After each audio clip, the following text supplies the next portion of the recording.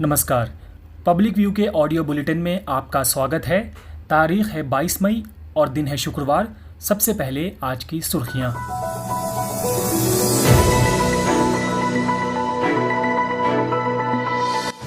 पाकिस्तान के कराची में यात्री विमान क्रैश, लैंडिंग से पहले गियर बॉक्स में खराबी के चलते रिहायशी इलाके में गिरा विमान, सभी 98 यात्रियों की मौत। प्रधानमंत्री मोदी ने भी जताया दुख।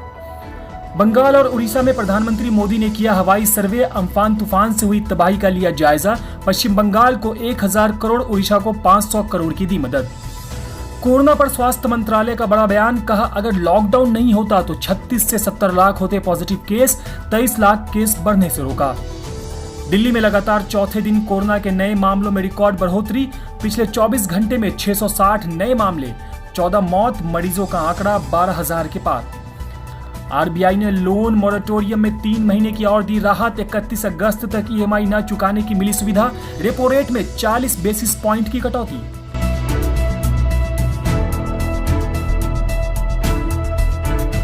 अब खबरें विस्तार से। कराची में पाकिस्तान इंटरनेशनल एयरलाइंस का एक विमान रिहायशी इलाके में क्रैश हो गया है। हादसे में विमान में सवार सभी 98 लोग मारे गए। विमान में करीब क्रू मेंबर समेत 98 लोग सवार थे, जिसमें 91 यात्री थे।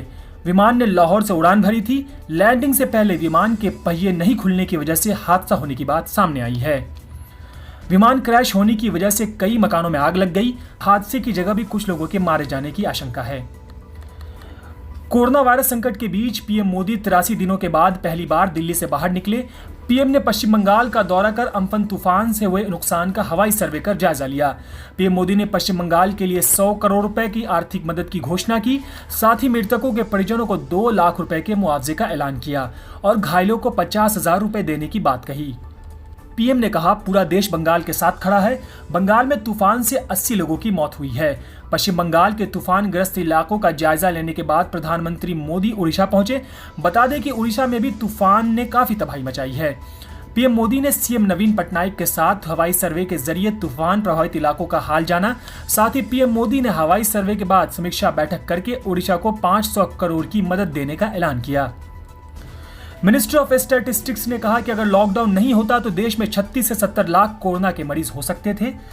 लॉकडाउन से 14 से 29 लाख केस बढ़ने से रोका गया, जबकि 37 से 78,000 मौत होने से बचा लिया गया।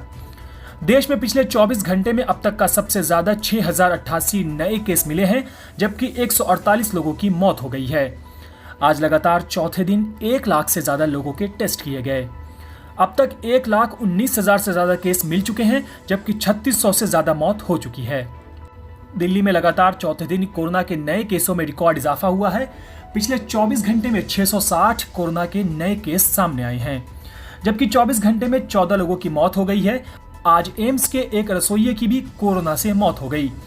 दिल्ली में अब तक कोरोना से संक्रमितों की संख्या 12,319 हो गई है, जिसमें 6,214 एक्टिव केस हैं। दिल्ली में अब तक 208 लोगों की मौत हो चुकी है। साथ ही दिल्ली के मशहूर खान मार्केट में आज से रौनक धीरे धीरे लौटने लगी है।